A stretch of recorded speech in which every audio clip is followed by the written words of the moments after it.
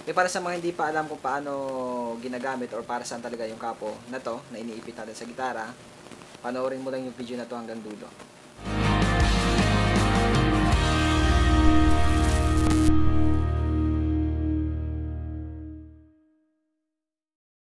Okay, so let us first define kung ano nga ba yung tinatawag na kapo. Pag sinabi natin kapo, ito yung tawag ng lolo sa anak ng kanyang anak. Okay, so apo pala yan. Apo. Okay, anyway, yung kapo, ito yung pinang-iipit natin sa gitara. Of course. At minsan hindi natin pa alam kung ano nga ba yung purpose nito. Kung bakit natin ginagamit sa gitara. Yung iba ay ang akala lang nila yung kapo ay para maging maganda yung tunog ng gitara. So makita nyo sa likod ko, hindi pantay yung pagkakasulat. Makikita nyo dyan yung letters from A to G. Okay? Then sa bawat pagitan nila, ay mayroong sharp or flat. Maliban dun sa dalawa, yung B at E. Pero yung B kasi, pwedeng tawaging B sharp yung C. Kasi yung taas na pitch niya or note ay C. So, pwedeng siyang tawagin na B sharp. Mayroong tawag dyan na term, pero hindi ko alam. Okay, set ko na lang. And yung E naman, pwedeng tawagin E sharp yung F. Kasi yung taas ng E ay F. Okay?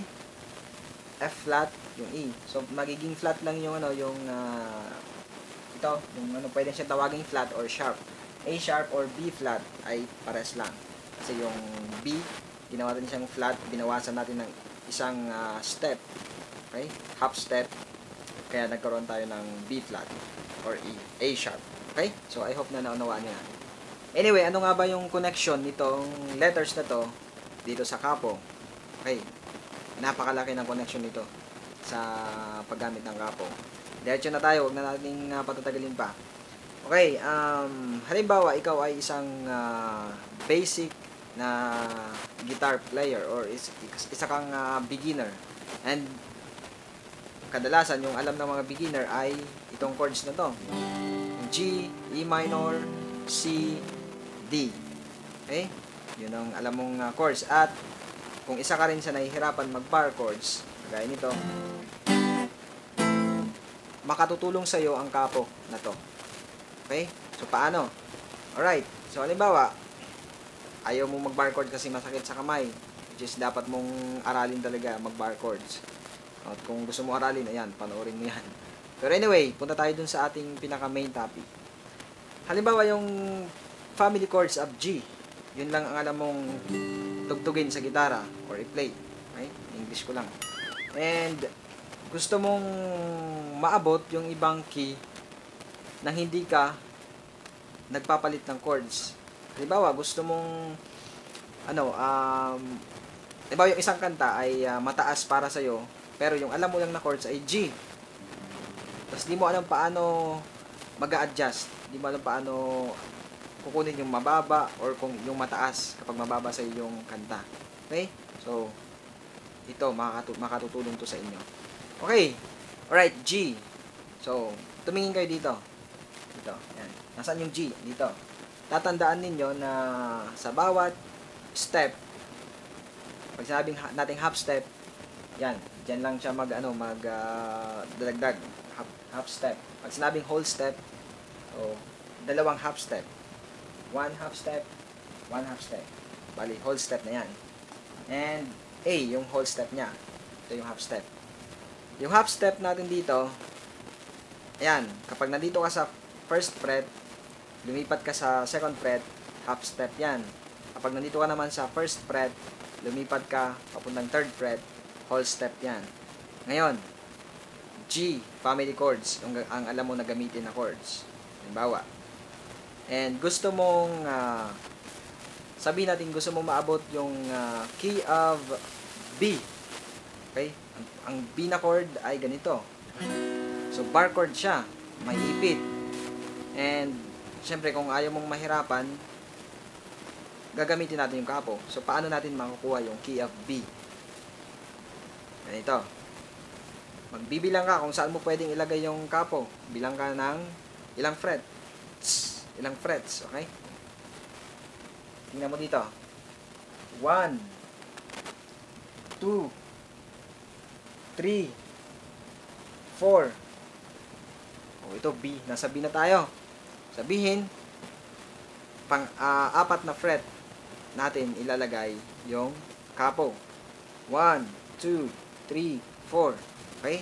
Diyan natin ilalagay yung kapo. Alright.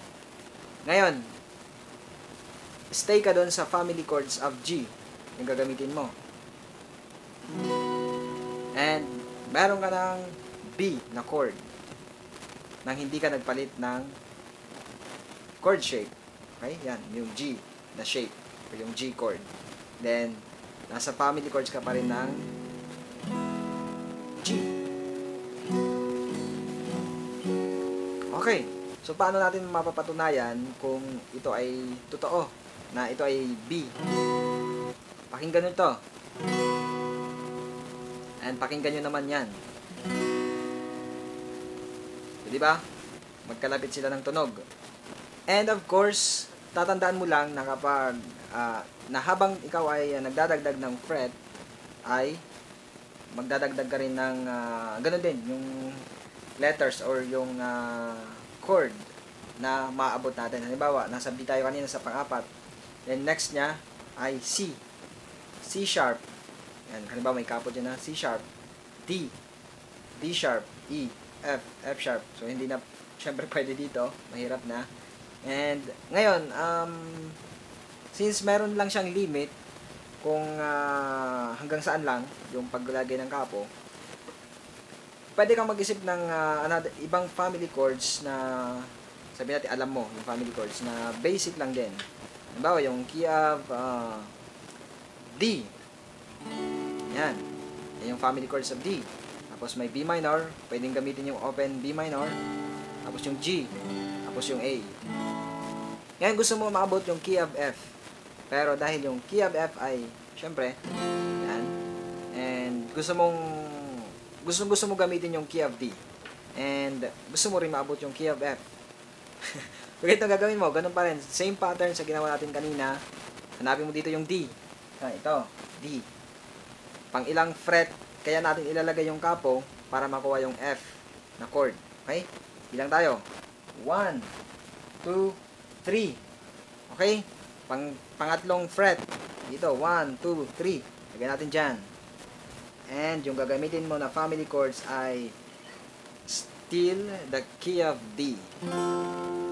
So, ang patunay, pakinggan nyo to. Tapos yung key of F yung F natin.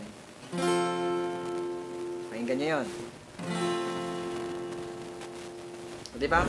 So, ito yung tinatawag natin na pagtatranspose using the capo. Okay? So, ngayon alam nyo na paano mag-transpose or yung gamit itong capo para sa pagtatranspose. And so, ano nga ba yung iba pang benepisyo ng capo na to? Okay? So, halimbawa, may dalawang nagigitara. And yung isa, pwede siyang gumamit ng open chords or bar chords, samantalang ikaw ay pwede mo gamitin yung capo para magkaroon ng blending yung tunog ng gitara. Yung isa, medyo mababa. Halimbawa, yung G kanina. Yan. Diba ganyan yung tunog niya. Then, hanapin natin yung key of G gamit yung key of D.